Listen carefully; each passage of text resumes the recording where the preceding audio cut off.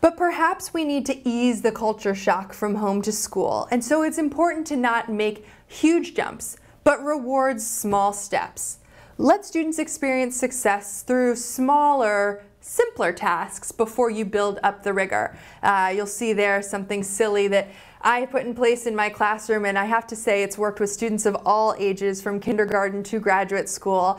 Those are Downy dollars, so I just took a picture of my face and put them on a dollar, and we created a token economy. And so no matter what knowledge or language information system a student came in with, as I saw them progressing, I was able to reward those small steps. And maybe that small step still didn't bring them to the language demands needed for my classroom, but it was my job to bridge that, especially knowing that so many of us teach a diverse group of learners who won't all come in with the same language information system and won't come in with the same experiences. So really build our students' executive functioning by recognizing and acknowledging the small wins too.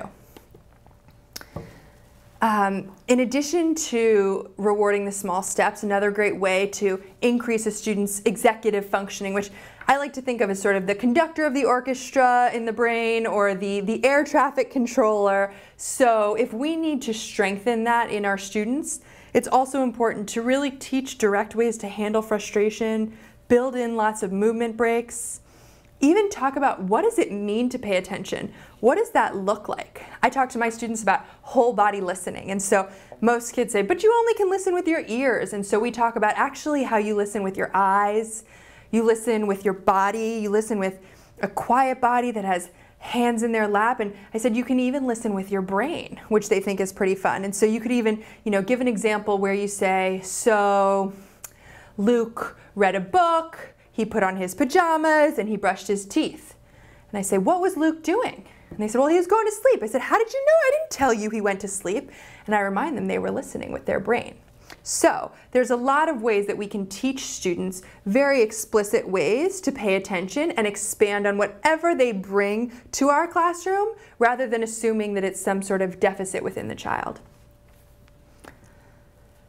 So I think it's really important, no matter what age your students are, that as we're being direct and explicit, that our students understand why we're teaching them what they are. And so you can see that here on my board, I would say today's goal and why we need to know it. And it was really great to have students complete that second part. So I'm going to obviously reference the Common Core standards in terms of today's goal, but write it in a student-friendly way, and then my students can help me form that second piece of, so why do we need to learn this? How does this apply to our life?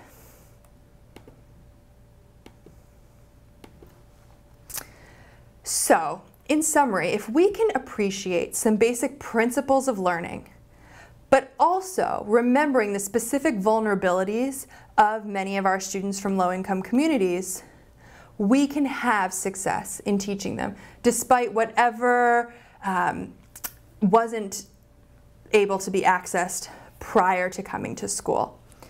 So take a minute, even pause the video and think to yourself, what are some of the vulnerabilities that you see in your practice or could anticipate facing given the impact of socioeconomic status? Perhaps you haven't considered this before, so take some notes. Think about the community where you teach and some of the things that you may want to shift.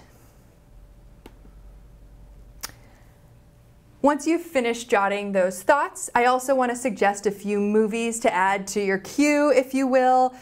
Great films to just get you thinking both about educational inequity, the achievement gap, and just the different educational opportunities that children in our country have.